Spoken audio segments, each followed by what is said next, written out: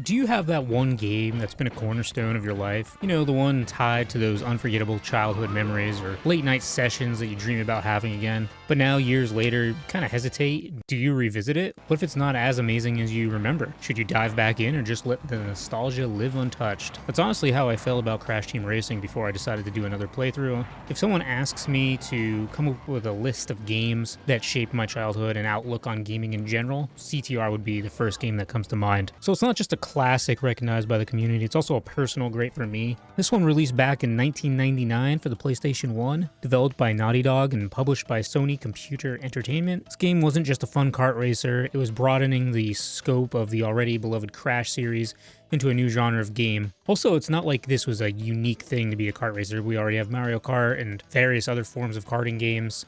And I hear that this game has similar qualities to Diddy Kong Racing, developed by Rare for the N64, most notably in the adventure mode. But I never played Diddy Kong Racing because I never had an N64, and I still don't to this day. So I can't really speak to it, but maybe I'll have to get one so I can play Diddy Kong and review it here. My addiction to CTR started with Pizza Hut. I remember getting a demo disc from there that had this game on it. I don't remember the ins and outs of how that worked, but I do remember this is how I discovered it. When Googling it, it looks like the demo had CTR, Final Fantasy VIII, Ape Escape, Pro Skater, and Cool Borders 4. And you maybe got it from buying a stuffed crust pizza as a promotional item. Pretty sure the demo only had a couple of tracks, but it's a quarter century old now, so I can't really recall. So I guess basically what I'm saying is I've been eating unhealthily my whole life.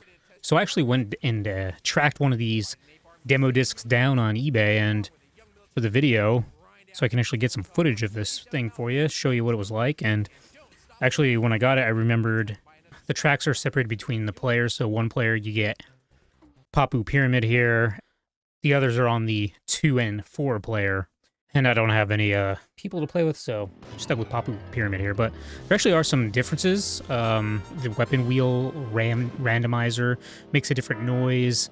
Polar kind of looks terrifying in his little profile picture there. The speedometer looks different, so it's kind of cool to go back and see this and see it unfinished and what it looked like before it got a full release.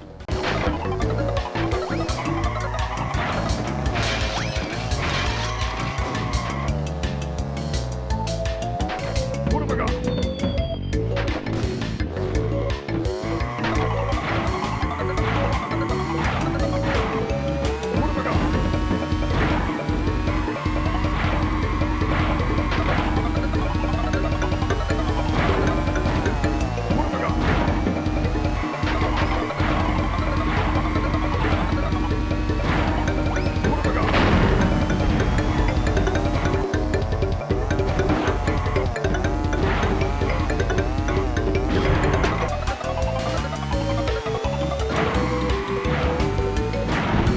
Even though the demo did only have a couple tracks, it was pretty hooked. Probably played them hundreds of times, and the demo was like a gateway drug to the full game. When I finally got my hands on it, there was no going back. It's basically, I don't know if I can ever love another karting game more than this one. Do any of you have a similar experience with a game you love that you found on a demo disc back in the day? If I recall correctly, I got the full game for Christmas following that, because I remember destroying this game over Christmas break with my dad, who took off work since school was out. And out of competing with my dad came the first game that made me obsessed with being better at a game.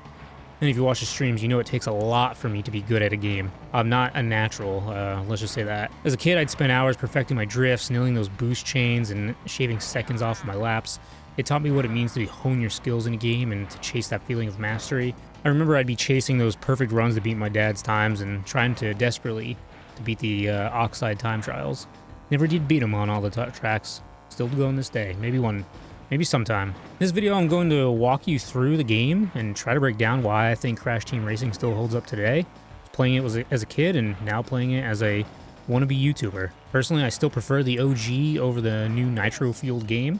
Don't get me wrong, that game's awesome as well. The OG, from its slick gameplay to its multiple modes and track design, I think CTR was still a thoroughly enjoyable time for me 26 years later. First, we're going to talk about the visuals and gameplay. If you've been in my streams, it's the two main things I like to talk about that need to grip you right away, because they are the immediate aspects that you experience. Visually, I think Crash Team Racing is a PS1 gem. Colorful environments, expressive character models, and smooth animations still look great in a retro way. Obviously, you can tell it's old. But what really stands out is the track design. Every track feels distinct with clear paths and clever shortcuts that reward exploration. Like, unlike some modern kart racers where the environments can be so busy, it's hard for me to understand where I'm going. CTR keeps it simple and effective.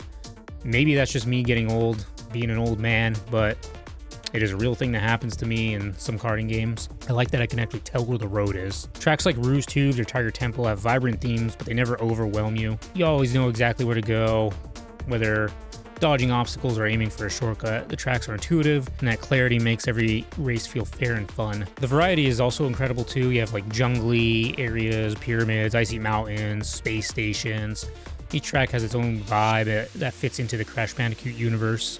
And it's a testament to the design that Naughty Dog put into these, that the tracks still feel fresh after all these years. Everything just looks good, from the power-ups, the effects of them, and to the flames shooting out the back of your cart. It's just good. Then we have the gameplay, which is where I think Crash Team Racing shines. Even today, in 2025, the gameplay and the actual driving of the game feels extremely smooth. Controls are tight, the turning, jumping, boosting, everything just feels extremely responsive. You feel in complete control of the cart, which is critical for a game that demands precision, and well, the driving should feel good. The drifting and boost system is what makes it special in my opinion. Firstly, we have a power slide, which is accomplished by jumping with either L1 or R1 into a drift, and this will give you a tighter turn and you can turn accordingly while in the drift. And then while you're sliding in a drift, you then hit the boost button at the right moment, which is the opposite of what you chose for your drift, so either R1 or L1 again, and you can boost up to 3 times in a slide, and those chained boosts together can be used for a good old speed surge. This is where the real mastery of the game comes into play, when you start trying to maintain your turbo boost reserve system. Basically, if you're timing your boost correctly and hitting the boost button when the bar is full, you'll be able to maintain boosted status in a built-in reserve system. And if you keep boosting as much as you can throughout the track and hitting turbo pads, you can pretty much have flames coming out of your pipes most of the race. Which, to be able to see when to time the boost, you have this nice all-encompassing gauge that has a speedometer on the top left, a jump meter on the right, and your turbo meter for jumping on the bottom. You can switch between this and a map of the track by hitting triangle, but once you have the track layout, you should be able to just keep the gauge on. It should also be noted that if you mistime the perfect boost and go too long, you lose the ability to boost at all with a backfire, and if you hold a slide too long, you will spin out. It's a simple to learn system, but has depth that rewards practice. That's basically the meat of the game though, and you get that down and you'll be good to take on Oxide. When you string together 3 boosts in a row and zip around that corner hugging the wall, it just feels like pure bliss. So the game has 3 classes of characters based on 3 stat lines of speed, acceleration, and turn. That will make the feel of these mechanics a little unique based on what you choose. If you played the first 3 Crash Bandicoot games, you'll feel right at home. Crash, Coco, Cortex, Tiny, they all bring their personality to the track, the voice acting, the animations, even the way they handle their carts. It's faithful to the original trilogy and how they acted in those. First, we have the slow characters, Polar and Purah, which have the highest turn, however, and then you can unlock Ripperoo during the adventure. The intermediate characters, Crash and Cortex, just average in all 3 categories. And then in the adventure, you can unlock Komodo Joe and Fake Crash. The voice lines of Fake Crash are ridiculous. Recommend them. Then we have the fast characters, Tiny, Tiger, and Dingodile, with Papu Papu unlocked in the adventure, and Entropy unlocked by beating all his times in the time trials. These guys suck at turning, but once mastered are the most efficient to use on most courses. And then finally we have the acceleration characters, Coco and Engine, and then Pinstripe from the adventure. These guys have a little bit faster speed than the intermediate characters, but slightly lower turn. Rounds out for a total of 14 playable characters, but there is one bonus secret character, Penta Penguin. To get this guy, you need to go to the title screen and hold L1 and R1, and then press down, right triangle, down, left triangle, up. On the PAL and NTSC-J versions of the game, he has perfect stats, so there you go. But on the NTSC-U version of the game, he has the slow character stats. So there you have it, a total of 15 playable characters with the bonus. Not too many, but enough to keep you entertained. Besides those basics and the playable characters, the tracks are filled with the normal items known to karting games to take advantage of the track. None of this stuff is really unique to CTR. If you've played Mario Kart or others, you'd be familiar with these systems, but CTR puts the Crash Bandicoot spin on things, obviously. The game has a Wumpa system where you can collect Wumpa fruit in the race, kind of just laying all over the track or in crates, and you try to maintain a total of 10 fruits, at which point you will be juiced up. At 10 fruit, you have a slight speed increase, and your power-ups will also be juiced up, aka better. You do need to have 10 though. 1 to 9 equals no juicing. Then while racing, besides the Wumpa fruit crates, there are question mark crates where the power-ups are given on a random basis and shown through a slot reel animation. The likelihood of certain power-ups depends on the player's position in the race, more power favoring the lower placed racers. The items are kind of split into two categories of offensive weapons and defense or support. For offensive, you got things like tracking missiles, which hone in on the racer directly in front of you and make them tumble for about 3 seconds. And while juiced up, they travel faster, making it harder to dodge. Bowling bombs that tumble forward or backward, you get to choose. And you can also detonate them before impact if you hit the button again while juiced up. They have a larger blast radius as well. Potions, which you drop or throw forward, and they cause spin out when a driver hits them. Then while juiced up, they turn red and also cause a storm cloud to follow the racer and drive slower for a short duration. And it will also replace the current stored power-up with a random one. TNT crates that you drop, and when driven into, the driver gets it on top of their head, and they have 3 seconds to get rid of it. And then when juiced up, it becomes a nitro crate that explodes on impact with no chance to save yourself. And then finally, we have the havoc-wreaking warp orb. This power-up is exclusive to the lower placed racers, I think 6th through 8th, and it's an orb you shoot that follows the center of the track, seeking out the player in first place, and it will hit other racers if they are in its path. But when juiced up, it will seek out every other racer in front of you, veering off from the center. So if you have this and you're juiced up, you can make up like a 5 racer spot pretty easily. Then there's 4 defensive support power-ups. First, the power shield, which is a temporary green orb that surrounds the driver that protects you from the impact of one attack, and when juiced up, it turns blue and will last indefinitely until struck. We also have the Aku Aku and Uka Uka mask, depending on if you are driving a good or bad character. They both have the same effect. They grant temporary invincibility and speed boost, and when juiced up, they simply last longer. How do you improve invincibility?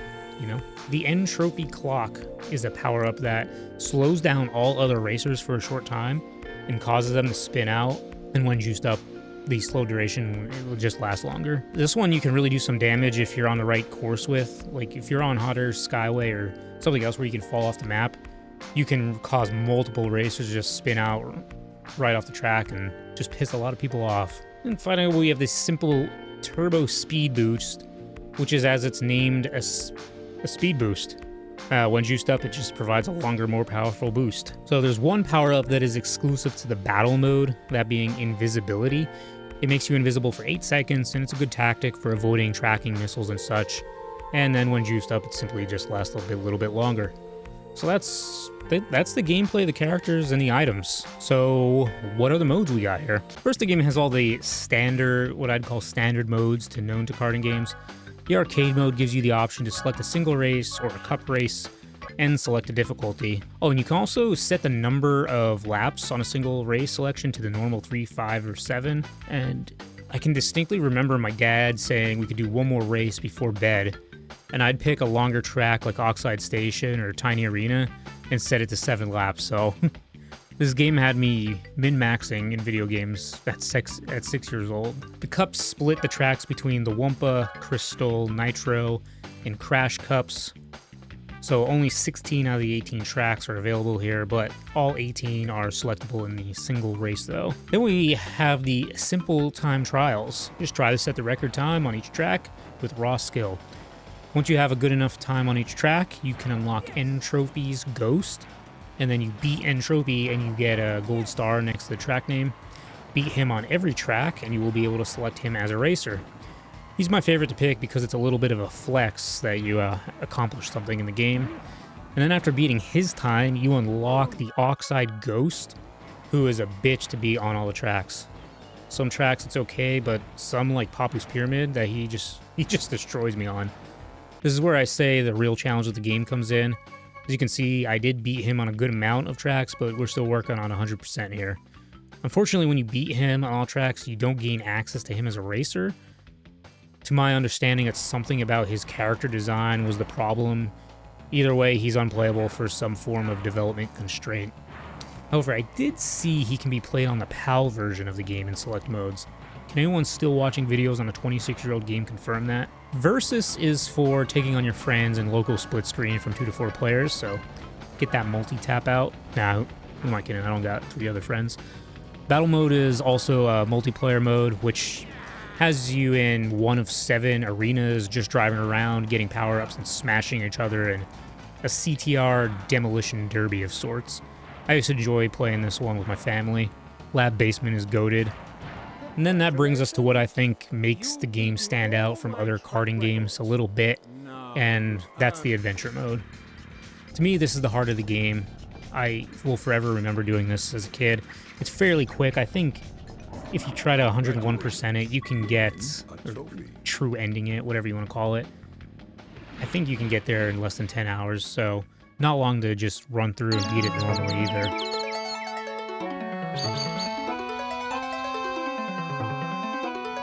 Greetings, creatures of this planet. I come to compete. So, you pesky Earthslugs like to race, eh? Well, I, nitrous oxide, am the fastest racer in the galaxy. I travel the stars looking for creatures to test my skills. It's a little game I call survival of the fastest. Here's the way we play. I challenge the best driver of your world to a race for the planet. If your driver wins, I'll leave your miserable little rock alone. But if I win, I'll turn your entire globe into a concrete parking lot and make you my slaves. Get ready to race for the fate of your planet. It's a full-on story mode where you race through hub worlds to take down bosses and save the world from nitrous oxide. It's got this awesome progression where you collect trophies, CTR tokens, gems, and relics, and also 5 boss challenges, including Oxide. It feels like a proper adventure, not just a tacked-on campaign. I don't feel like Naughty Dog cut corners here. Every part of this game feels polished and purposeful. So the story goes, a space alien named Nitrous Oxide rolls down to Earth while the characters are about to start a karting tournament. He's on a quest to find creatures to test his skills, as he claims to be the fastest racer in the whole galaxy. His proposition is that he will race against the fastest driver of Earth, and if he wins, he will turn Earth into a parking lot, but if he loses, he will leave the miserable little rock alone. It's nothing crazy, but it's enough to provide an enjoyable time, and it keeps that lighthearted Crash Bandicoot feeling. You choose one of the 8 base characters to go through 4 areas of races, where you need to get first place to earn a trophy, and then each area has a boss battle race, those being Ripperoo, Papu Papu, Pinstripe, and Komodo Joe. Each boss on their respective track and has a challenge aspect like dropping potions constantly back in your face. I used to hate these when I was a kid. To get the 101% true ending, you will also have to complete the additional parts of the adventure, relic races, which are unlocked after beating the area's boss. The unique aspect of these in the adventure mode over normal time trials are that there are time crates that freeze the clock for the allotted time seen on the boxes, so 1, 2, or 3 seconds. And then you can get Sapphire, Gold, or Platinum. You need to get Gold here for the 101%. Then there are CTR token challenges. 16 of them are obtained by coming in first during a CTR token race. You need to find the letters C, T, and R somewhere on the track and win to complete. The last 4 tokens are reserved to crystal bonus rounds in each area of the adventure. You are placed in an arena with a set amount of time to collect 20 crystals scattered around. Probably my least favorite part of the game, but gotta do what you gotta do. And then the gems are acquired by winning a cup with a set of tracks within and getting points in each race based on your placement. This is also how you unlock the bonus characters to use outside of the adventure mode.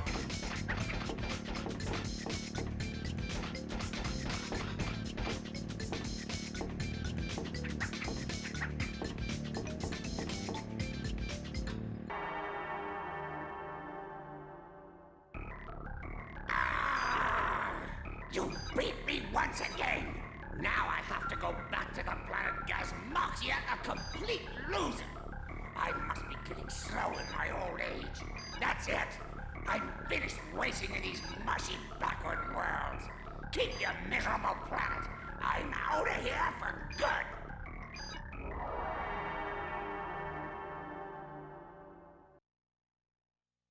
So that covers everything one of my favorite childhood games has to offer. Why does it still hold up in 2025? Well, basically I think it's the whole package. You got a story mode, the addictive time trials, the fun multiplayer, and gameplay that's smooth as ever, as well as a long, rewarding process of mastery to which I still haven't beaten Oxide yet on every track. The track design's clear and clever, the characters are true to their roots, and the replay value is off the charts. If you've played Crash Team Racing, let me know what your favorite track or mode is. Did you grind those Oxide times like I've been? If you haven't played it, hunt down a copy or check out the Nitro Fueled remake. I do think it's a great way to experience the classic for new people. Thanks for watching. If you enjoyed this video, let me know what other PS1 classics you want me to cover. Until next time, keep racing, take care, and peace.